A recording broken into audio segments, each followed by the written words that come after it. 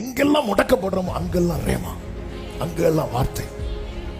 Carry தாற்றண்டையில் இருக்கும்போது வார்த்தை உண்டானது. அவன் சாரிபாத்துக்கு போனான். சாரிபாத்தில் இருக்கும்போது வார்த்தை உண்டானது. அவன் பட்டணத்துக்குள்ளே போகிறான். சூறை செடிக்கு கீழே முடங்கி படுத்த போது வார்த்தை உண்டானது. அவன் புறப்பட்டு கர்த்தருடைய பர்வதம் மட்டும் போனா. நாம் முடக்கப்படுகிற தருணம் எதுவானாலும் அதிலிருந்து நம்மை வெளியே கொண்டு வர வல்லமை உள்ளது கர்த்தருடைய வார்த்தை. இந்த வெளிப்பாடு ஒரு தேவ பிள்ளைக்கு இருந்தால் அவன் தன் கண்களை ஏறெடுத்து பார்ப்பா. நான் முடக்கப்படுறேன்னா ஆண்டவர் சொல்ல, இங்க பாரு, இந்த டைம்ல நீ யாரை பார்த்தாலும் அவங்க கண்ணுக்கு தெரிய மாட்டாங்க. இவன் கண்களை ஏறெடுத்துப்பா. கர்த்தர் சொப்பனத்தின் மூலம் காண்பித்து கொடுக்கிறார். ஆமே, இங்க பாரு, இங்கே தொடர்பு இருக்கு.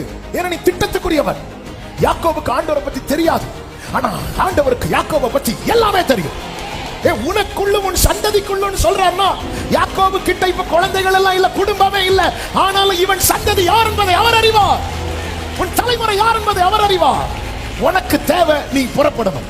உனக்கு நியமித்த ஓட்டத்தில் நீ ஓடிட்டே இருக்கணும். நீ முடங்குற உன் வாழ்க்கையில் ஒரு சூரியன் அஸ்தமித்தாலே உன் பிரயாணம் ஸ்டாப் ஆகுது. பாத்தி யாக்கோபே, இவ்வளவுதான். உன் வாழ்க்கையில இயற்கையா அஸ்தமிக்க கூடிய சூரியன் அஸ்தமித்தாலே உன் பிரயாணம் முடங்குது பாரு. இவ்வளவுதான். நீ புரிந்து கொள். எங்கெங்கெல்லாம் நீ முடக்கப்படுகிறாய் அந்த இடத்திலிருந்தெல்லாம் உன்னை வெளியே கொண்டு வருவதற்கான வார்த்தை என்னிடத்தில் இருக்கிறது.